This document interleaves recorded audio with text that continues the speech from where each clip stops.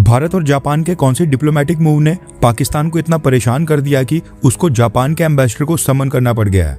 क्या है ये पूरा मामला, उसके ऊपर तो हम बात करेंगे ही। साथ में ये भी जानेंगे कि भारत की फॉरेन पॉलिसी और डिप्लोमेटिक सिग्नलिंग में ऐसा क्या बदलाव आया है कि जापान ने भी पहली बार पाकिस्तान का नाम लेकर भारत का खुलकर साथ दिया है। रशिया ने जो अचानक से भारत से पेट्रोल और डीजल की डिमांड की है, इसके पीछे का जियोपॉलिटिकल गेम प्लान क्या है और इसका भारत को अमेरिका और यूरोप के साथ इक्वेशन के ऊपर क्या असर पड़ सकता है, उसको भी हम डिस्कस करेंगे। कनाडा ने अपने इमिग्रेशन सिस्टम में ऐसा क्या बड़ा बदलाव कर दिया है जो हजारों भारतीय परिवारों को डायरेक्टली अफेक्ट कर सकता है, उसको भी एक्सप्लेन करेंगे। और भारत में 1 साल पूरा करने के बाद एलॉन मस्क की टेस्ला कंपनी का क्या रिजल्ट सामने आया है, उस पर भी हम बात करेंगे। काफी सारी इंपॉर्टेंट खबरें आ रही हैं, इसलिए वीडियो को एंड तक देखिएगा। सबसे पहले बात करते हैं भारत, पाकिस्तान और जापान के बारे में, क्योंकि भारत और जापान के डिप्लोमेटिक मूव के ऊपर पाकिस्तान ने आपत्ति जताई है। अब हुआ ये कि जुलाई के स्टार्टिंग में जब जापानीज प्राइम मिनिस्टर सनाई तकाइची भारत की यात्रा पर आई थी, उस विजिट के एंड में भारत और जापान ने आधिकारिक तौर के ऊपर एक ज्वाइंट स्टेटमेंट इशू की थी। उस ज्वाइंट स्टेटमेंट में भारत और जापान दोनों के साइन थे। उस ज्वाइंट स्टेटमेंट में कहा गया था कि भारत और जापान दोनों देश हर तरह के आतंकवाद और हिंसक कट्टरवाद का विरोध करते हैं, खासकर वो जो क्रॉस बॉर्डर टेररिज्म पाकिस्तान की साइड से होता है वो भी। यानी कि ज्वाइंट स्टेटमेंट में पहली बार पाकिस्तान का नाम डायरेक्टली मेंशन करके कहा गया था कि भारत के खिलाफ पाकिस्तान साइड से सीमा पार से आतंकवाद होता है। ऐसे में आज न्यूज आ रही है कि पाकिस्तान की सरकार ने अपने देश में जो जापानीज एम्बेसडर हैं आकामात्सु सुइचू, इनको समन कर विदेश मंत्रालय बुलाया था और ज्वाइंट स्टेटमेंट में पाकिस्तान का नाम मेंशन करने, पाकिस्तान के ऊपर सीधे आरोप लगाने के लिए जापान के एम्बेसडर के साथ भी डायरेक्ट नाराजगी जताई है। साथ में पाकिस्तान ने जापानीज एम्बेसडर को एक प्रोटेस्ट नोट भी जारी किया है। इसके साथ ही पाकिस्तान की गवर्नमेंट ने एक स्टेटमेंट इशू करके भी भारत के ऊपर आरोप लगाए हैं कि भारत हमेशा कोशिश करता है कि ज्वाइंट स्टेटमेंट में पाकिस्तान के ऊपर आरोप लगाए जाएं। स्टेटमेंट में पाकिस्तान ने और भी काफी कुछ कहा है, लेकिन वो काम की बातें नहीं है।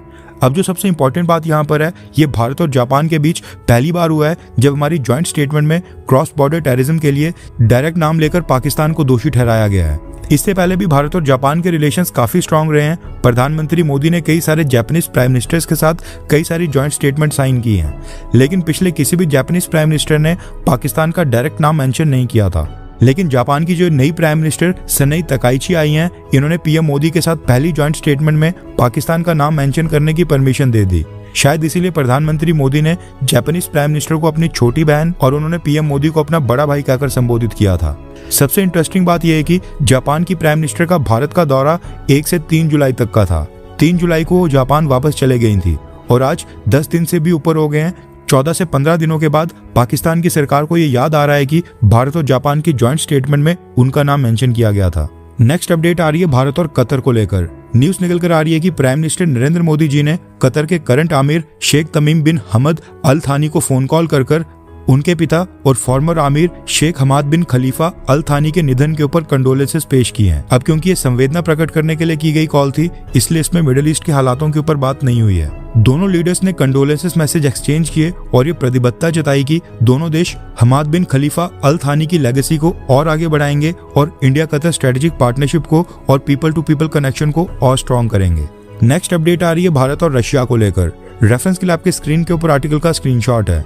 न्यूज निकल कर आ रही है कि इनिशियल शिपमेंट्स की डिलीवरी के बाद अब रशिया ने भारत से और भी पेट्रोल और डीजल की सप्लाई करने की मांग की है। न्यूज आ रही है कि यूक्रेन के हमलों में रशिया की रिफाइनरीज को सीरियस डैमेज पहुंचा है और अराउंड रशिया की रिफाइनिंग कैपेसिटी 40% तक कम हो गई है। इसका मतलब है कि रशिया पहले जहां पर 100 क्वांटिटी रिफाइन कर रहा था, वहां पर अब 60 क्वांटिटी कर पा रहा है। और ये जो 40% रिफाइनिंग कैपेसिटी कम हुई है, ये जो गैप आया है, इसको वापस लाने में एटलीस्ट 2 महीने का समय और लगने वाला है। यूक्रेन के हमलों में जिन भी रिफाइनरीज को नुकसान पहुंचा है, उसको रिपेयर करने में कम से कम 2 महीने का समय लगना है। इसलिए रशिया की ऑयल कंपनीज अब भारत की रिफाइनरीज को अप्रोच कर रही हैं और रिक्वेस्ट कर रही हैं कि हम उनको अगले 2 महीने के लिए पेट्रोल और डीजल सप्लाई करते रहें।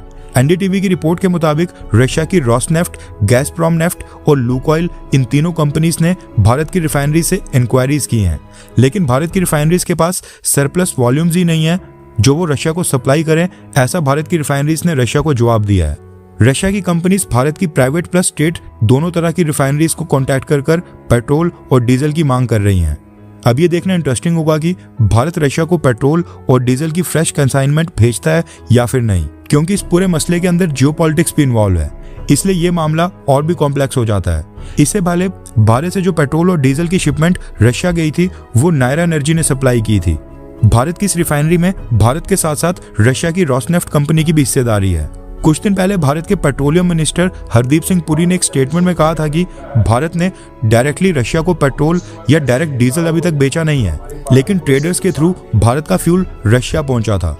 यानी किसी एक इंटरनेशनल ट्रेडर ने भारत से फ्यूल परचेज किया, उसके बाद फिर उस शिपमेंट को उस ट्रेडर ने आगे इंटरनेशनल वाटर्स में रशिया को सेल कर दिया, रशिया को रीसेल कर दिया। कहने का मतलब है कि भारत की सरकार ने अभी तक ये एक्सेप्ट ही नहीं करा है कि हमारी रिफाइनरीज रशिया को डायरेक्ट पेट्रोल या डायरेक्ट डीजल सप्लाई कर रही हैं।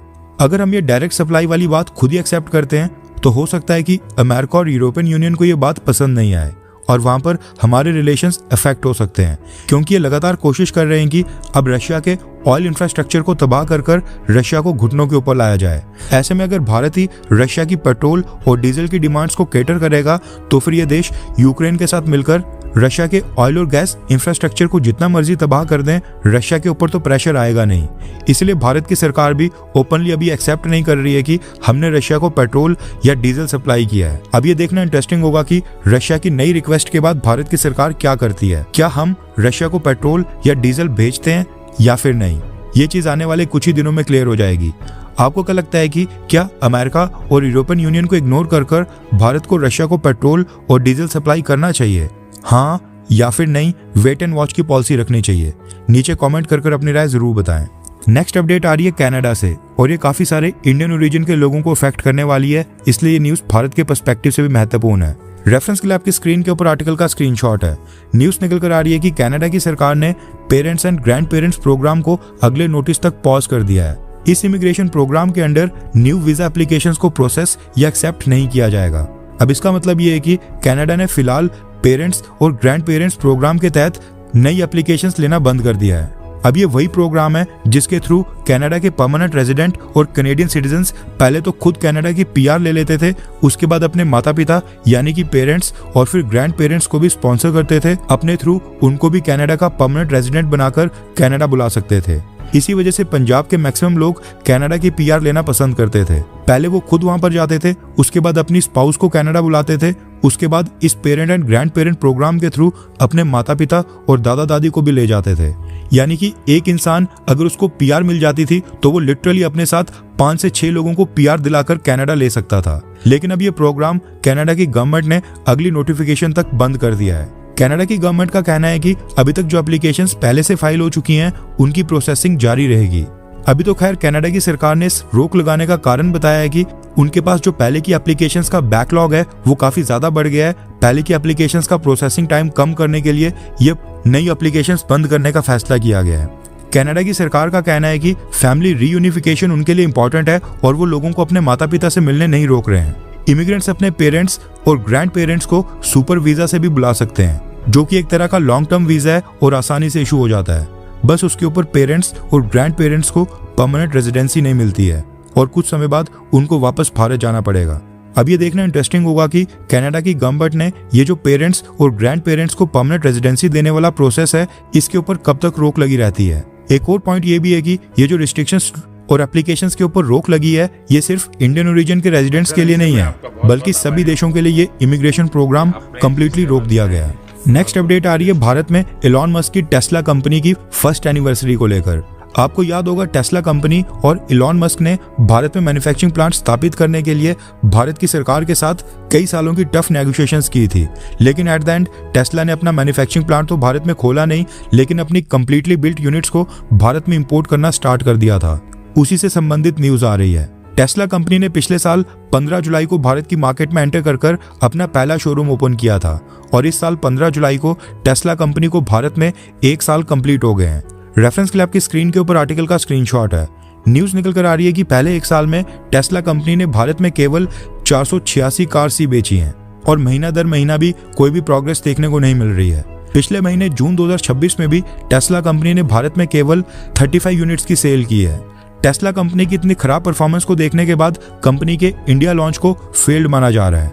अगर हम भारत के टॉप 5 कार सेलर्स की बात करें तो पिछले साल 2025-26 में मारुति सुजुकी ने भारत में 18,20,000 से ज्यादा कार्स बेची हैं उसके बाद महिंद्रा ने भारत में 6,60,000 कार्स बेची हैं। इवन टाटा कंपनी ने भी 6,30,000, ह्युंडई ने 5,80,000, जबकि टोयोटा ने 3,60,000 से ज्यादा कार्स भारत में बेची हैं। कहने का मतलब है कि बाकी कंपनी की सेल्स लाखों में है, लेकिन टेस्ला की सेल्स 500 यूनिट को भी क्रॉस नहीं हो पाई हैं।